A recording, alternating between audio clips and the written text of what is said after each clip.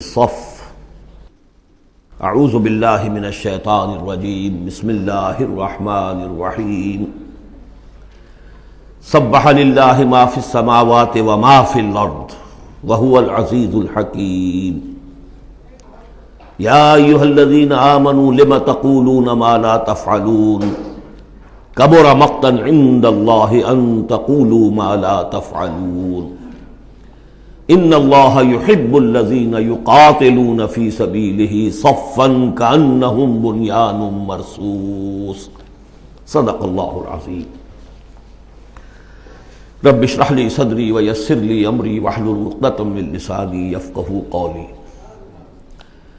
اللہم ربنا الہمنا رشدنا واعذنا من شرور انفسنا اللہم ارنا الحق حقا وارزقنا اتباعہ وارنا الباطل باطلا وارزقنا اجتنابہ اللہم وفقنا لما تحب وترضى اللہم ربنا آنس وحشتنا فی قبورنا وارحمنا بالقرآن العظیم اللہم اجعلہ لنا اماما ونورا وہدا ورحمہ اللہم ذکرنا منہ ما نسینا وعلمنا منہ ما جہلنا وارزقنا تلاوته آناء الليل وآناء النهار واجعله لنا حجة یا رب العالمین آمین۔ اب ہم اللہ کا نام لے کر سورہ صف کا آغاز کر رہے ہیں۔ میں آپ کو بتا چکا ہوں کہ جو 10 سورتیں ہیں مدنی، سورہ حدید سے سورہ تحریم تک، ان میں بالکل درمیان میں جو یہ جوڑا ہے سورہ صف اور سورہ جمعہ، اس کی امتیازی شان اسی سے نظر آ جاتی ہے کہ دونوں کا آغاز تسبیح سے ہوا ہے، ورنہ اب تک یہ تھا سورہ حدید کا آغاز سبح للہ ما فی السماوات والارض، پھر سورہ مجادلہ میں وہ بات نہیں، پھر سورہ حشر میں سبح للہ ما فی السماوات وما فی الارض، پھر سورہ ممتحنہ میں وہ بات نہیں۔ اب یہاں پھر جو آئی ہے وما فی الارض، تسبیح کرتی ہے اللہ کی ہر وہ شے جو آسمانوں میں ہے اور ہر وہ شے جو زمین میں ہے۔ وَهُوَ الْعَزِيزُ الْحَكِيمُ، اور وہ زبردست ہے، کمال حکمت والا۔ لیکن اس کے فوراً بعد سورہ جمعہ ہے، وہ ہے يُسَبِّحُ لِلَّهِ مَا فِي السَّمَاوَاتِ وَمَا فِي الْأَرْضِ، تو اس میں جوڑے ہونے کی نسبت بہت نمایاں ہو گئی، مشابہت بھی ہے، تسبیح دونوں کا آغاز ہو رہا ہے، پھر تکمیل ہو رہی ہے۔ میں نے بتایا تھا کہ نسبت زوجیت میں کسی مقصد کے لیے جنس جو ہیں دو، وہ کسی اعلیٰ تر مقصد کے لیے ان کے اندر ریسیپروکل نسبت رکھی جاتی ہے۔ وہی یہاں ہے فعل ماضی، فعل مضارع، اور فعل مضارع عربی زبان میں حال اور مستقبل دونوں کو کور کرتا ہے، تو یہاں اس جوڑے میں آ کر ان دونوں کو جمع کر دیا گیا کہ یہ تسبیح جو ہے کائنات کے اندر، جو کائنات کی ہر شے کر رہی ہے، یہ ہمیشہ سے ہوتی آ رہی ہے، ہر دم ہو رہی ہے، ہمیشہ ہوتی رہے گی۔ یہ سورہ مبارکہ جیسا کہ میں نے کل آپ کو بتایا تھا، سورہ حدید کی جو آیت ہے، جس کو میں نے عرض کیا تھا، اگرچہ وہ لفظ اچھا نہیں ہے، عریاں اور ننگا، واقعتاً یہ ہے کہ پورا عریاں اور ننگا فلسفہ انقلاب سورہ حدید کی آیت نمبر 25 میں ہے۔ انقلاب کس لیے لایا جاتا ہے؟ فرانس کا ریولوشن کیوں آیا تھا؟ ظلم ہے، بادشاہ لوگ بیٹھے ہوئے ہیں، عیش کر رہے ہیں، لوگ کسان ہیں، مزدور ہیں، وہ کام کرتے ہیں، ٹیکس دیتے ہیں، یہ عیاشیاں کرتے ہیں بدمعاش لوگ، ظلم ہے، ختم ہونا چاہیے۔ لوگوں نے جانے دی، ہزاروں نے جانے دی، پھر شکل کیا بن گئی کہ وہ تو ایک بظاہر ڈیموکریسی، عوام کی حکومت، حقیقت میں سرمایہ داروں کی آمریت قائم ہو گئی۔ ظلم ہے، مزدور کارخانے کے اندر کام کر رہا ہے، اس کے بچہ جو ہے بھوکا مر رہا ہے، یا وہ اگر بیمار ہو گیا تو اس کی دوا نہیں ہے، اور اس کی محنت اور مزدوری سے جو عیش کر رہے ہیں، لال پری جو ہے ان کے شام کو جو ہوتی ہے، ان کے جام میں وہ کیا کیا ہوتی ہے، علامہ اقبال نے کس قدر تلخ حقیقت کہی ہے۔ یہ کیا ہے؟ مزدور، خواجہ از خون رگے مزدور سازد لال ناب، یہ سرمایہ دار جو ہیں، یہ مزدوروں کے رگوں کی خون جو ہے سرخ، اس سے کشید کر کے اپنی وہ لال پری جو ہے شام کو پیتے ہیں بیٹھ کر۔ انقلاب ہے، انقلاب ہے، انقلاب۔ نتیجہ یہ ہوا کہ بولشوک ریولوشن آیا، پھر مصیبت، اب ایک پارٹی ڈکٹیٹرشپ قائم ہو گئی، آسمان سے گرے، کھجور میں اٹکے، کھجور سے گرے، کسی کھائی میں جا گرے۔ یہ سارا چکر کیوں ہو رہا ہے؟ ان سرچ آف جسٹس، یہ ساری جد و جہد انسان کیوں کر رہا ہے؟ تو اب ایک تو ہے کہ ایک سیکولر انداز میں جسٹس فیئر پلے اس کی بات ہوتی ہے. دین میں آپ دیکھیے کہ قرآن نے جس طرح میں نے کل آپ کو بتایا اللہ قائم بالقسط ہے. مسلمانوں کا بحیثیت امت رول یہ ہے یا ایھا الذین آمنوا کونوا قوامین بالقسط، یا ایھا الذین آمنوا کونوا قوامین للہ شہداء بالقسط. محمد کو کیوں بھیجا؟ کہہ دیجئے کہ مجھے بھیجا گیا کہ میں عدل قائم کروں. اور اب جو آیت آ گئی، ہم نے تمام رسول اسی لیے بھیجے، کتابیں اسی لیے بھیجیں، میزان اسی لیے نازل کی. لقد ارسلنا رسلنا بالبینات وانزلنا معهم الکتاب والمیزان لیقوم الناس بالقسط.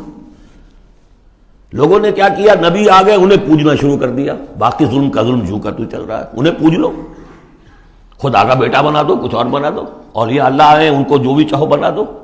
لیکن نظام ظالمانہ قائم رہا دنیا میں. یہ محمد عربی کا کمال ہے، انہوں نے آ کر نظام کو بدلا ہے. در حقیقت یہ جو تکمیل ہوئی ہے اس پروسیس کی، اس لیے آپ رسول کامل ہیں، آخری رسول اور کامل رسول، جنہوں نے آ کر نظام عدل و قسط کو بالفعل برپا کیا. چنانچہ وہ جو ایک عام قانون آیا، پھر اس میں اتنی ننگی بات، لوہا استعمال ہو سکتا ہے، طاقت استعمال ہوگی ظلم کے خاتمے کے لیے، اور ان تمام جتنی بھی ناانصافیاں ہیں ان کو ختم کر دیں. اگرچہ یہ لوہا کسی طریقے سے استعمال ہوگا، یہ لوہا خودکشی کے کام بھی آ سکتا ہے. خودکشی نہیں کرنی ہے، اس کے کچھ شرائط ہیں، اس کے ضوابط ہیں.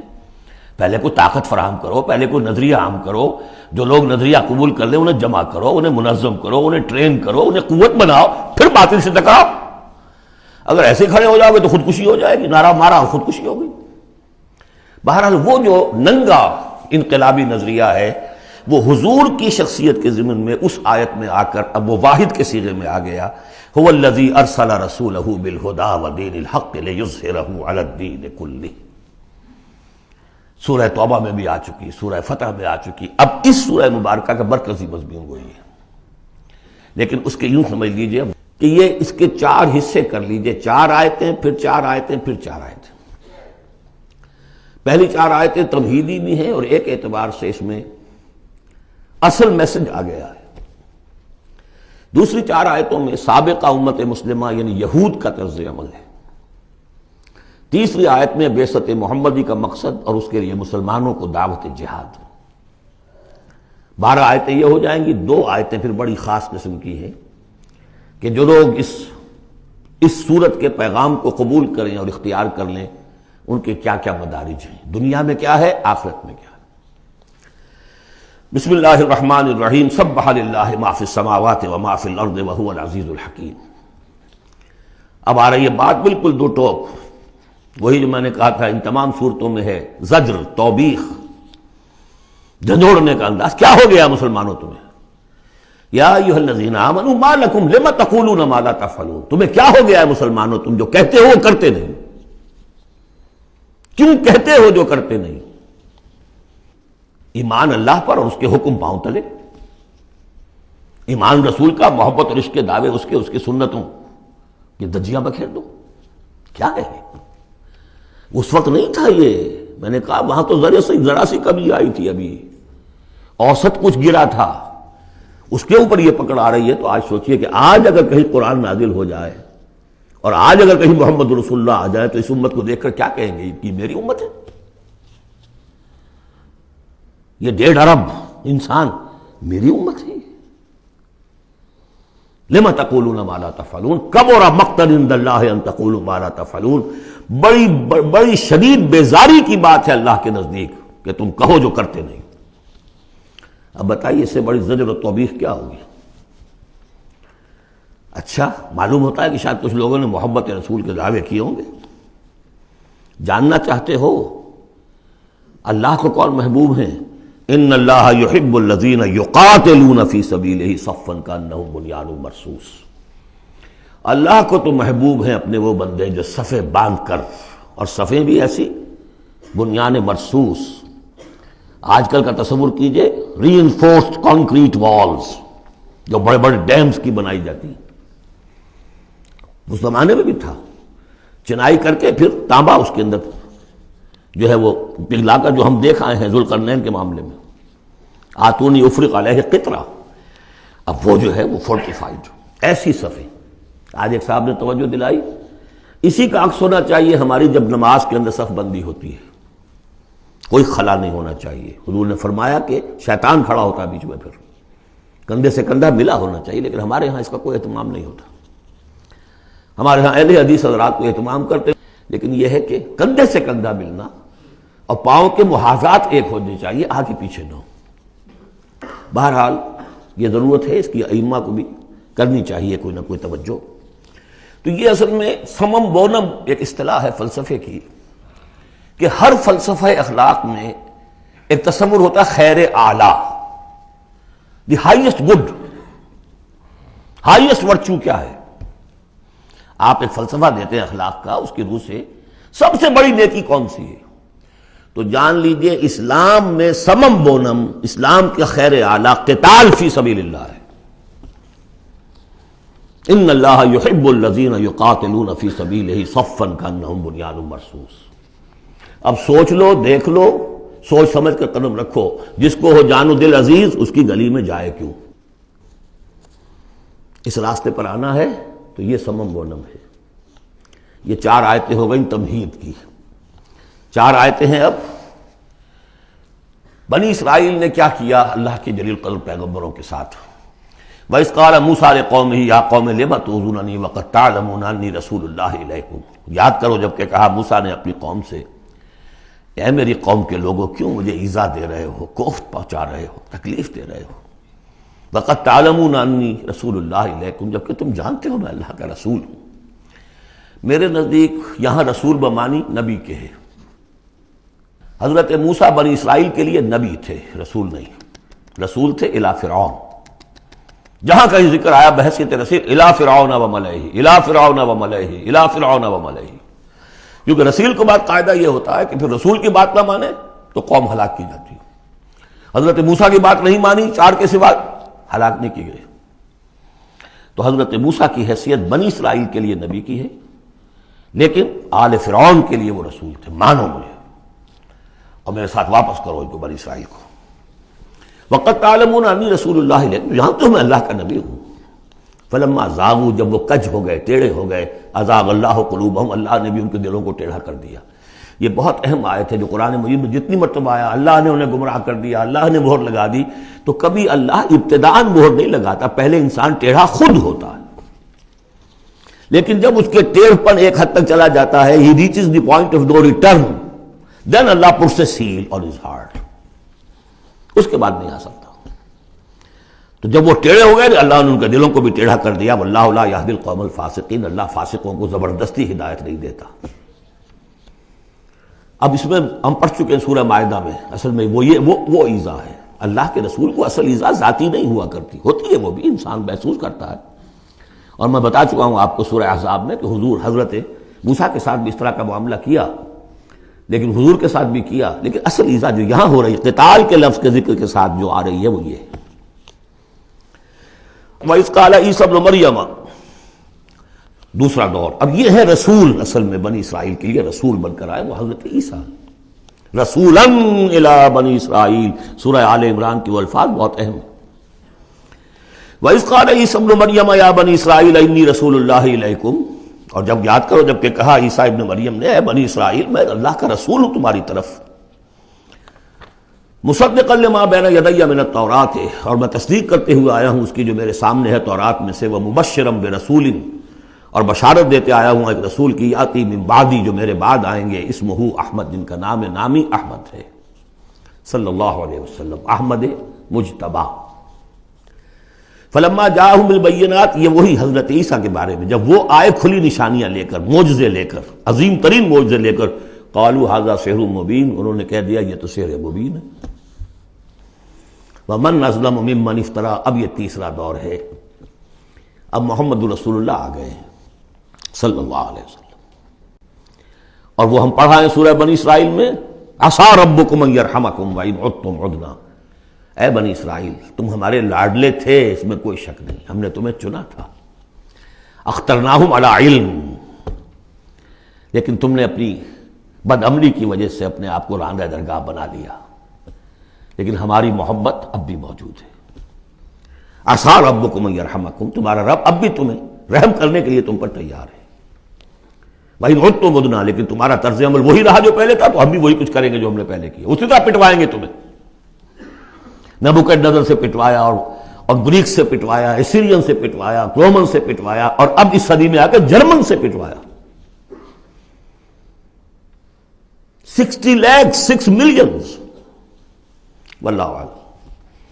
بہرحال اب تیسرا دور آیا، وَمَنْ أَظْلَمُ مِمَّنِ افْتَرَىٰ عَلَى اللَّهِ الْكَذِبَ، اس سے بڑھ کر ظالم کون ہوگا جو اللہ پر جھوٹ تلاسے۔ وَهُوَ يُدْعَىٰ إِلَى الْإِسْلَامِ، بلایا جا رہا ہے اسلام کی طرف، اب محمد رسول اللہ انہیں دعوت دے رہے ہیں۔ وَاللَّهُ لَا يَهْدِي الْقَوْمَ الظَّالِمِينَ، اللہ ایسے ظالموں کو زبردستی ہدایت نہیں دیتا۔ عسیٰ ربکم ان یرحمکم، لیکن اس کے بعد فرما دیا اگلی آیت میں ان ھذا القرآن یہدی للتی ہی اقوم، یہ قرآن ہے شاہدرا ہے، ہماری رحمت کا شاہدرا قرآن حکیم ہے، داخل ہونا ہے آؤ داخل ہو جاؤ۔ اب حضور کے ساتھ جو کچھ کر رہے تھے اس کا کلائمیکس یہ تیسری آیت ہے، یریدون لیطفئوا نور اللہ بافواہہم، وہ تلے ہوئے ہیں کہ اللہ کے نور کو اپنی منہ کی پھونکوں سے بجھا کر رہے ہیں۔ یہ خاص یہود کے بارے میں ہے یہ آیت، اچھی طرح سمجھ لیجئے، اور اس کا کلائمیکس اب آ رہا ہے، اب آ رہا ہے۔ The final showdown is going to come now and not very far off, very soon. Armageddon اسے کہہ لیں۔ یہود پوری طریقے سے پوری عیسائی دنیا کو اپنے تسلط میں لا چکے ہیں، اور جو کچھ ہونے والا ہے الملحمۃ العظمیٰ جسے حضور نے قرار دیا ہے، عظیم ترین جنگ،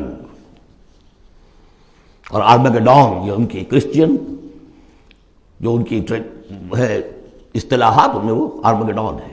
بہرحال وہ تو ابھی آئے گا، ابھی تک تو ہم پڑھ رہے ہیں جو اس وقت ہو رہا تھا، ان میں جرت نہیں تھی، وہ سامنے آ کر مقابلہ نہیں کرتے تھے، وہ ہم پڑھ چکے ہیں سورہ حشر میں، کبھی بھی سامنے آ کر مقابلہ نہیں کریں گے، منہ کی پھونکوں سے بجھاتے ہیں دور دور سے۔ یہ استعارہ ہے کہ سامنے آ کے مقابلہ نہیں کرتے، سازشیں کرتے ہیں، منہ سے تو آدمی بات ہی کرتا ہے نا، سازشیں کر کے اس کو ابھارو، اس کو لے آؤ، اس سے حملہ کروا دو، قریش کو لے آؤ، فلاں کو لے آؤ، ان میں دم نہیں ہے۔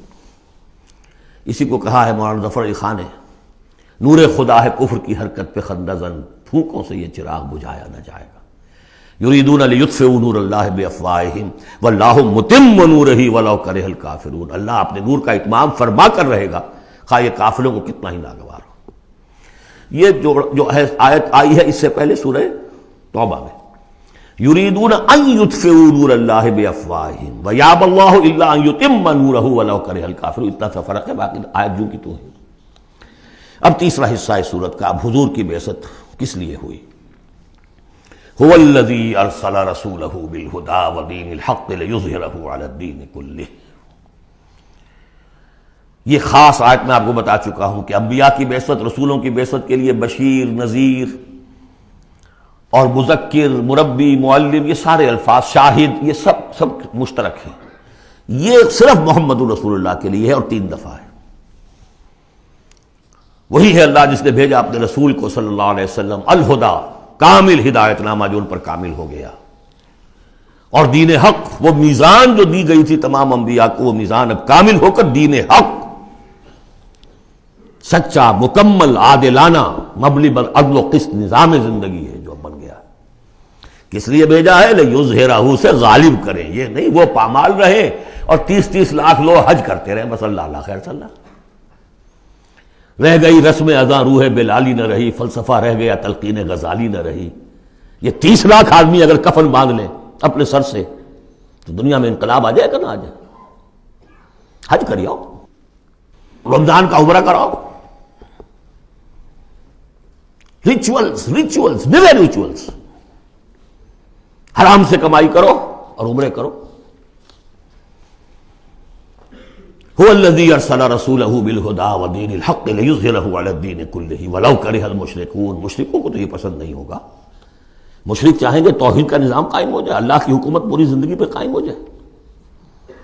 اب مشرک کون ہے؟ مشرک صرف بت پرست نہیں ہے، سب سے بڑا مشرک وہ ہے جو کہ ہیومن ساورنٹی کا اعلان کر رہا ہے، وہ تو خدائی کا اعلان کر رہا ہے۔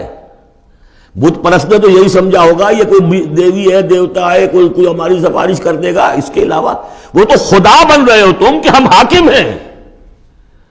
یہ دعویٰ تو نمرودیت کا دعویٰ ہے، یہ دعویٰ تو فرعونیت کا دعویٰ ہے. حاکم ہم ہیں. الیس لی ملک مصر وہذہ الانہار تجری من تحتی. فرق یہ ہے کہ وہ ایک شخص ہوتا تھا، اب پوری قوم ہے، بس اور کچھ بھی نہیں. وہ کبھی پسند نہیں کر سکتے. تصادم ہونا ناگزیر ہے، جہاد کرنا پڑے گا، کشمکش کرنی پڑے گی. اب وہ کون کریں گے؟ جو اللہ کو ماننے کا دعویٰ کرے اور رسول کو ماننے کا دعویٰ کرے. اگلی آیت پڑھ لیجئے. یا ایھا الذین آمنوا هل ادلکم علی تجارۃ تنجیکم من عذاب علیم. اے ایمان کے دعوے دارو، کیا میں تمہیں بتاؤں وہ تجارت جو تمہیں دردناک عذاب سے چھٹکارا دلا دے. تؤمنون باللہ ورسولہ وتجاہدون فی سبیل اللہ باموالکم وانفسکم. ایمان لاؤ اللہ پر جیسے کہ ایمان لانے کا حق ہے. سورہ نساء میں بھی پڑھ چکے ہم، یا ایھا الذین آمنوا آمنوا باللہ ورسولہ والکتاب الذی نزل علی رسولہ. سورہ حجرات میں ڈیفینیشن مومن کی یہی ہے، انما المؤمنون الذین آمنوا باللہ ورسولہ ثم لم یرتابوا وجاہدوا باموالہم وانفسہم فی سبیل اللہ. تؤمنون باللہ ورسولہ وتجاہدون فی سبیل اللہ باموالکم وانفسکم ذالکم خیر لکم ان کنتم تعلمون یغفر لکم ذنوبکم ویدخلکم جنات تجری من تحتہا الانہار.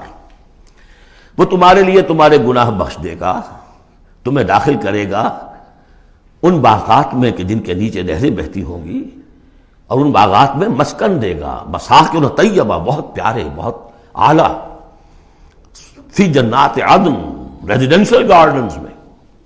ذالک الفوز العظیم، یہی بڑی کامیابی ہے. یہ بہت اہم نکتہ ہے. بندہ مومن کی نگاہ اس کامیابی پر جمی ہونی چاہیے، دنیا کی کامیابی پہ نہیں، دنیا میں دین کی کامیابی پر بھی نہیں. آپ حیران ہو یہ کیا کہہ رہا ہے؟ نصب العین صرف آخرت. اگر آپ نے دنیا میں کامیابی کو نصب العین بنا لیا تو گڑبڑ ہو جائے گی. پھر آپ کہیں گے یہ تو صحیح طریقے سے کام نہیں ہو رہا تو ٹیڑھے سے کرو، سیدھی انگلیوں گھی نہیں نکل رہا تو ٹیڑھی کرو، بائی ہوک اور بائی کروک، جیسے کوئی ہاکی کا پلیئر چلتا ہے لے کر کیری کرتا ہے. اسی میں تحریکیں گم ہو جاتی ہیں. تحریکوں کے قبرستان بنے ہیں اسی بنیاد پر. تم دیکھو تمہارا فرض یہ طریقہ کار، اس طریقے پہ کام کرتے رہو، نتیجہ نکلے نہ نکلے تمہیں اس سے کوئی بحث نہیں. ہاں طریقہ کار پر نظر ثانی کرتے رہو. وہ طریقہ محمد رسول اللہ سے ماخوذ. اور منہاج لِكُلٍّ جَعَلْنَا مِنْكُمْ شِرْعَةً وَمِنْهَاجًا، ہم نے ہر ایک کو تم میں سے شریعت بھی ایک دی ہے، منہاج بھی دیا ہے. منہاج محمدی کیا ہے بولو؟ تم امت محمد ہو صلی اللہ علیہ وسلم. تو یہ بات نوٹ کر لیجئے، بہت اہم ہے. بس تجزیہ کر لیجئے اب تک جو کچھ آیا ہے اس میں، بلکہ اب آخری دو آیتیں بھی پڑھ لیجئے. ایک حیثیت سے یہ 12ویں آیت پر آ کے مضمون مکمل ہو گیا. ذالک الفوز العظیم، بڑی کامیابی یہی ہے. البتہ دنیا میں ایک اور بونس کی شکل میں ہے. وَأُخْرَىٰ تُحِبُّونَهَا، ایک اور شے جو تمہیں بہت پسند ہے. اللہ کی نگاہوں میں تو اس کی کوئی حیثیت نہیں، اس لیے کہ اللہ کی نگاہ میں تو اگر وہ کرنا ہی چاہے تو دین حق کو غالب کر دے آنے واحد میں. اللہ تو تمہیں دیکھ رہا ہے بس کہ تم نے کتنی کچھ جانفی شانی کی، کہ چونکہ تمہارا امتحان ہے. لیکن تمہاری نگاہوں میں بہرحال انسان ہو تو بربنائے طبع بشری انسان چاہتا ہے کہ جو کچھ ہم کریں اس کا نتیجہ بھی اگر نظر آ جائے تو کیا کہنے. وَأُخْرَىٰ تُحِبُّونَهَا، اور وہ دوسری چیز اور بھی جس کا جو تمہیں پسند ہے. وہ کیا ہے؟ نصر من اللہ وفتح قریب. اب اللہ کی طرف سے مدد آیا چاہتی ہے اور فتح تمہارے قدم چوما چاہتی ہے. لیکن یہ ظاہر بات ہے یہ کب اتری ہے، یہ میں آپ کو بتا چکا ہوں. اس کو سمجھیے سورہ صف کو سورہ احزاب کا ضمیمہ. وَبَشِّرِ الْمُؤْمِنِينَ، یہی الفاظ آئے ہیں، اور اے نبی اس کی بشارت دے دیجئے اہل ایمان کو.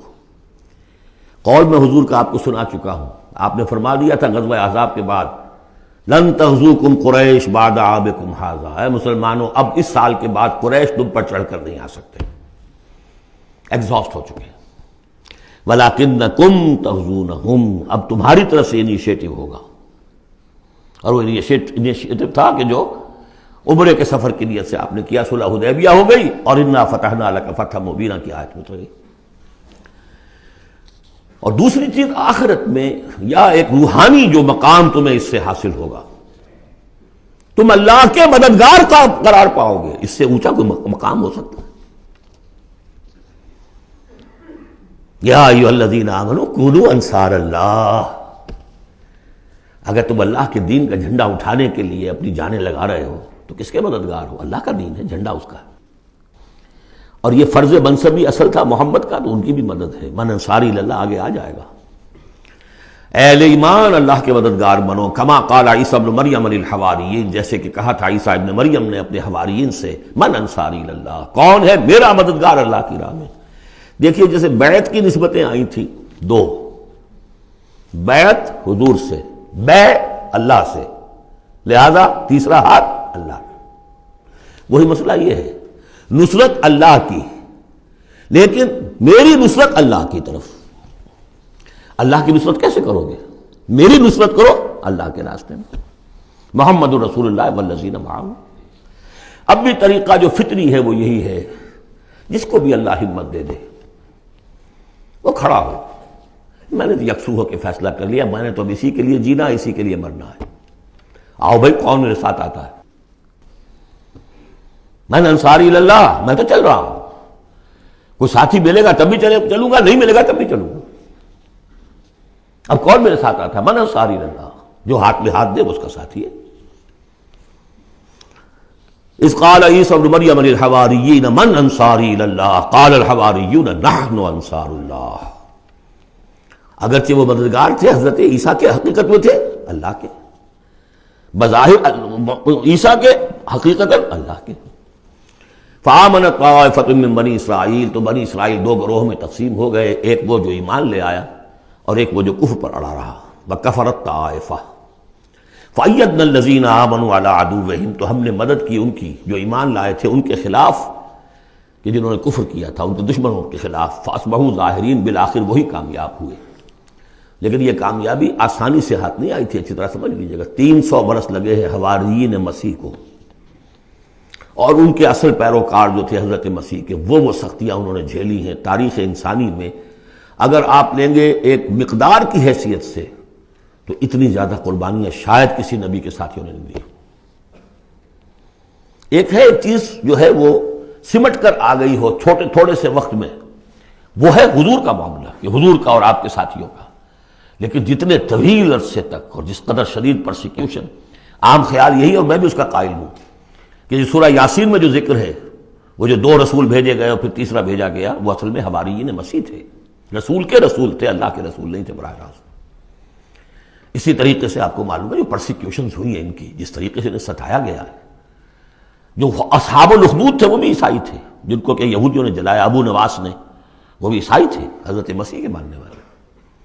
اسی طریقے سے یہ 7 سلیپرز کون تھے جو جان بچا کر گئے تھے؟ اصحاب کہف عیسائی تھے۔ رومی شہنشاہیت تھی، بت پرستوں کی شہنشاہیت تھی، اس میں جو کچھ پرسیکیوشن ہوئی ہے وہ تو 300 عیسوی میں پھر رومن امپائر نے عیسائیت قبول کی ہے۔ اس کے بعد سے پھر ظاہر بات ہے، چاہے عیسیٰ کو وہ صحیح طور پر مانتے ہیں، غلط طور پہ مانتے ہیں، عیسیٰ کے ماننے والے ہیں، وہ کہتے ہیں وہ حرام زادہ ہے، وہ کہتے ہیں کہ نہیں وہ اللہ کا بیٹا ہے، بس اتنا ہی فرق ہو گیا، وہ ایک انتہا کو نکل گئے، وہ دوسری انتہا کو نکل گئے۔ باسٹرڈ کہتے ہیں کھلم کھلا، سن آف مین، اور وہ لوگ کہہ رہے اللہ کا، لیکن مانتے تو ہے نا، یہ انکار کرتے ہیں۔ تو ہمارے ہاں بھی کتنے ہی لوگ ہیں حضور کے رتبے کو جب نعتوں میں بیان کرنے آئیں گے اللہ سے کم چھوڑتے ہیں، اللہ سے اوپر بنا دیتے ہیں۔ اوتار کا عقیدہ تو میں آپ کو بتا چکا ہوں، وہی جو مصطفی عرش تھا خدا ہو کر اتر پڑا وہ مدینے میں مصطفیٰ ہو کر۔ مدینے کی مسجد میں ممبر کے اوپر بغیر عین کے ایک عرب ہم نے دیکھا، عرب میں سے عین نکال دے کیا رہ جائے گا؟ رب۔ کون ہے کہنے والا؟ یہ مسلمان، محمد کا امتی ہے۔ تو یہ جو انتہائیں ہوتی ہیں، غلو ہوتا ہے، یا اہل الکتاب لا تغلو فی دینکم، تو غلو ہم کم ہے کم کرنے والے۔ کون سا جرم ہے جو پچھلوں نے کیا ہم نے نہیں کیا، سوائے اس کے کہ اس قرآن کی تحریف ہم نہیں کر سکے، اس کے متن کی، بس۔ اور وہ اس لیے کہ اسپیشل پروٹیکشن اللہ کی تھی۔ یہ ہے سورہ صف۔ ایک سورت بھی سمجھ میں آ جائے تو زندگی کا راستہ بالکل واضح ہو جاتا ہے۔ البتہ یہ جو قتال اس میں بتایا گیا میں نے عرض کیا تھا قتال ایسا نہیں ہے کہ اٹھاؤ ہتھیار جاؤ نعرہ مارو اور خودکشی کر لو، ٹکرا جاؤ. اس کا ایک پروسیس ہے. پہلے اس کے لیے مردان کار چاہیے، ایسے مردان کار جن کے دلوں میں اللہ کی محبت کے سوا دنیا کی کوئی محبت نہ رہ گئی ہو، جو ہم سورہ شورى میں پڑھ چکے ہیں. فما اوتیتم من شیء فمتاع الحیاۃ الدنیا وما عند اللہ خیر وابقى للذین آمنوا وعلی ربہم یتوکلون. طالب آخرت بن چکے ہو، واقعتاً کہنے کی حد تک نہیں، زبانی کلامی نہیں، فی الواقع. پھر ان کے اندر وہ اخلاص اور خلوص، پھر ایک نظم کی پابندی، ایک لیڈر کے ساتھ عہد، جو کہو گے. یہ تقاضے اگر پورے نہیں ہوتے، اور محترم تعداد کے اندر 2-4 سے تو نہیں ہوگا معاملہ. 4 کا ہوتا معاملہ تو حضرت موسیٰ کے ساتھ بھی تھے، 3-4 تو اور 150 تو اور بھی شاید نکل ہی آتے، کوئی ذرا اور محنت کرتے، لیکن نہیں، معتدل تعداد، ریکوزٹ نمبر. لہذا اس کو تیار کرنے کے لیے کیا طریقہ کار ہے؟ یوں سمجھیے کہ منہج انقلاب محمدی کے 2 حصے ہیں. اوپر کا حصہ ٹکراؤ، تصادم، وہ سب کو معلوم ہے. غزوہ بدر، غزوہ احد، غزوہ احزاب، فلاں فلاں کس کو نہیں معلوم؟